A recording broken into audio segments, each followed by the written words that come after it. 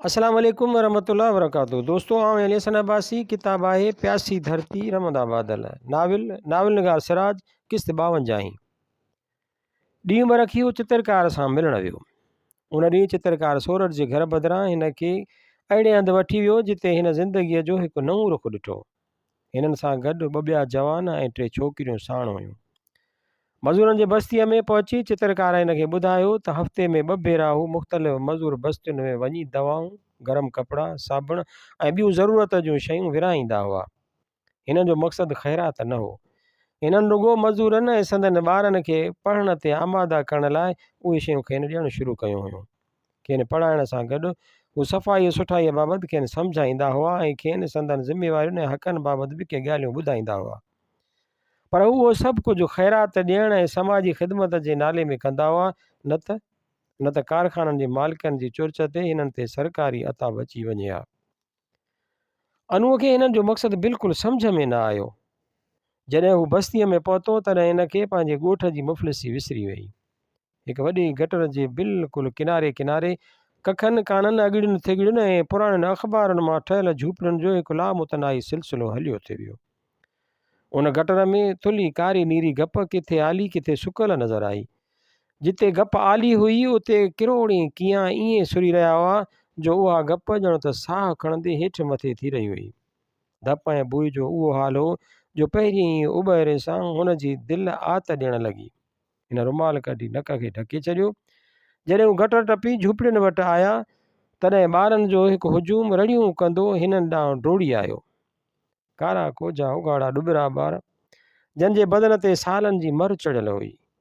जन मां अक्सर ॿारनि जूं हॾियूं ईअं थिए ॾिठियूं ॼण त हॾ चम बदिरां संदन जिस्म वणाठियुनि जा ठहियल हुआ, जेके केॾी महिल बि टिड़की पवंदा। संदन अखियुनि, वात ऐं नक में रेज़िश ऐं पिचियुनि जा लींघा बिना लाहिण जे थड़प थी ॼमी विया हुआ। संदन चमड़ी मर ऐं ख़ुश्कीअ जे करे सीरूं सीरूं थी नज़र आई, बिल्कुलु ईअं जीअं कलराठी कारी ज़मीन उस जे करे पाणी सुकण खां पोइ सीरूं सीरूं थियल नज़र ईंदी आहे। उन्हनि ॿारनि मां अक्सर ॿार उघाड़ा हुआ जिन खे कपिड़ा पियल हुआ से कपिड़ा त ठहियो, लीड़ूं बि न हुयूं। ॿारनि जे हुन शोर सां गॾु बस्तीअ में किंझण कुरकण ऐं खंघण जा आवाज़ गॾिजी मिसिजी अजीब पड़ाॾा पैदा कंदा थी विया। हीअ बि इंसान ज़ात हुई। चित्रकार सां गॾु हिकु हमरा कुझु साबुण जूं चकियूं ॿारनि में विरायूं ऐं चयो, सभु सफ़ाई करे अचो त ख़र्ची पोइ मिलंदी।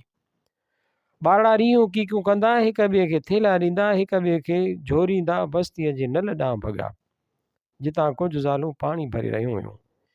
हिकु झूपड़ी अॻियां हिननि कंहिंखे सॾु कयो, पोइ कंहिं नहीफ़ ज़नाने आवाज़ में चयो, अचो।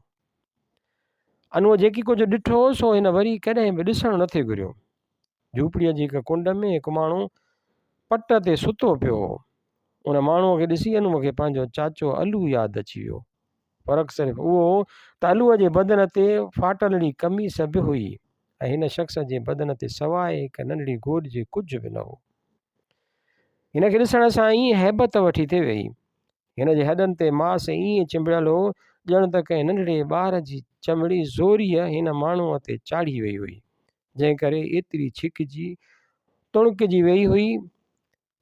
अनूअ खे उहो ख़्यालु जाॻियो त हिन जी पासराटियुनि विचां हू हिन जा फिफड़ ऐं दिलि बि ॾिसी थे सघियो, छाकाणि त हिन जे डिघे साह खणण ते का शइ ज़ोर सां अचे थी उन्हनि पासराटियुनि सां लॻे ऐं हिन जी नक जी चोटियुनि ऐं गले मां साह जो आवाज़ु कुझु ईअं फाटी ते निकितो ॼण को ॿोड़ो तां ज़ोर सां वञी रहियो हो।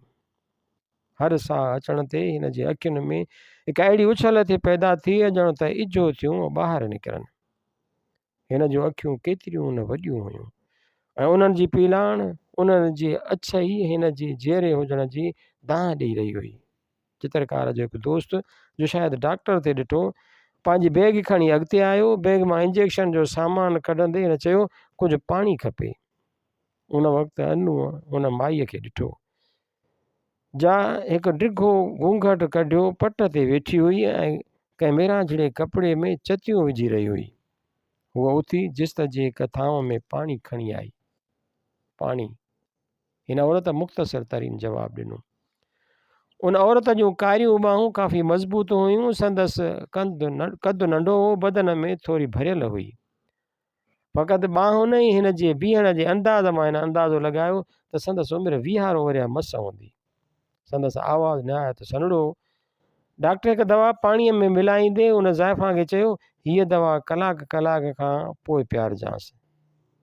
आउं सुई हणी थो वञासि, गोरियूं अञा त हूंदियूं न? हा, अञा 2 ॾींहंनि जूं आहिनि, वधीक ज़रूरत बि न थींदी। डॉक्टर उहे लफ़्ज़ कुझु अहिड़े नमूने चया जो ज़ाल खां छिरिकु निकिरी वियो। डॉक्टर हिन जी ॿांह में सुई हईं त हुन जो बदन ॼण त घड़ीअ लाइ आकिड़िजी वियो ऐं उन सीट जे करे हिन जे वात मां आह जो लफ़्ज़ रुॻो हवा जो झूटो बणिजी ॿाहिरि निकितो। बीमारी हाणे त हिन जे आवाज़ खे बि खाई छॾियो आहे। अनो सोचियो।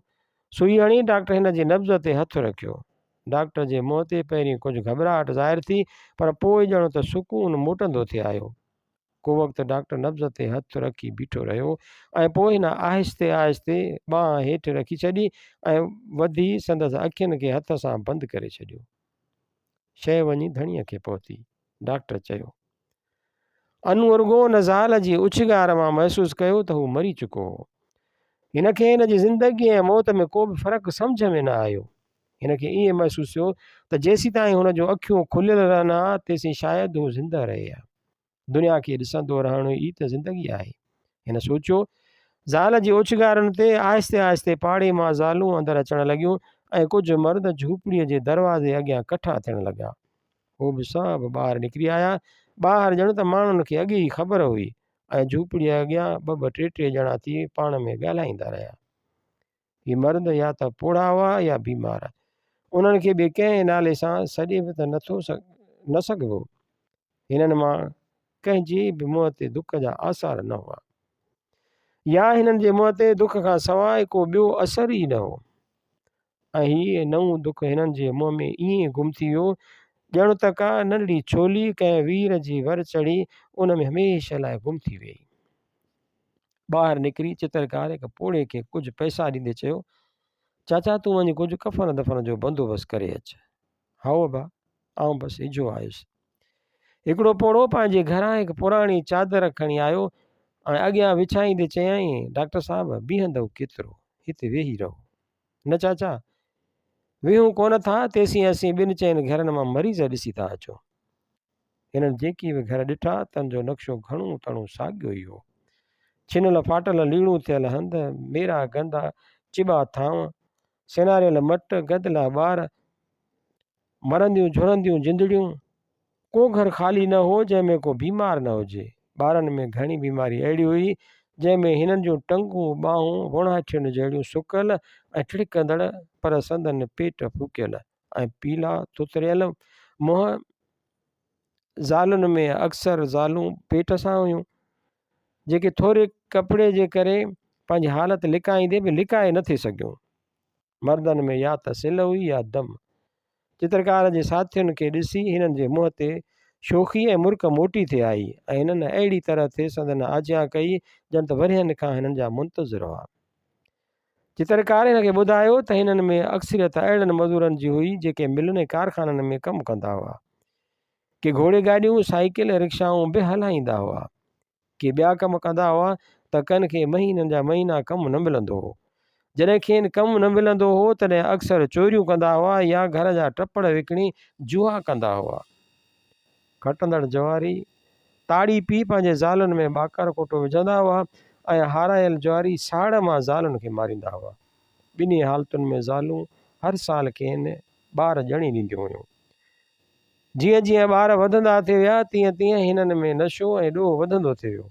अणपूरी मज़दूरीअ मां पूरत न थियण जे सूरत में उहा अहिड़नि तरीक़नि सां पैसा कमाइण ते हिरकनि था जिन खे मुआशिरो समाजी बुरायूं सॾे थो। ईअं छो आहे? उहो सुवालु सॼी वाट हिन जे ज़हन में घड़ा हणंदो रहियो। हिन ईअं भायो ॼण त हिन जे दिमाग़ खे चित्रकार को खाट हणी छॾियो हो जंहिंमें हिकु अहिड़ो लुंघो पैदा थी पियो हो जंहिंमां हिन खे के नयूं सूरतूं नज़र अचणु लॻियूं हुयूं। ताड़ी पीअंदड़ सिल में वरतल मरीज़ कतार दर कतार हिन जे उन लुघे अॻियां लंघंदा थी विया ऐं हिन खे अजब उन ॻाल्हि जो त उन्हनि मां अक्सर माण्हुनि जा मुंहं या हिन जे पीउ सां ते मिली आया या चाचे अलूअ सां। केतिरा ॾींहं हिन जे ज़हन खे उहा मुशाबियत उॾोईअ वांगुरु खाईंदी रही। हिन खे उहे शकिलियूं ख़्वाब में डिॼाइण लॻियूं हुयूं। गंद में सुरंदड़ कीअं माण्हुनि जे हथनि पेरनि मुंहं ऐं अखियुनि मां वहंदड़ रत ऐं पूं हॾनि जा पिंजरा पेट सां ज़ालूं ऐं फूकियल पेटनि वारा बालिका। ईअं छो आहे? हिन जा समूरा ख़्वाब हमेशह उन ख़्यालु अचण ते टुटी पवंदा हुआ ऐं हू छिरिक भरे उथी वेही रहंदो हो।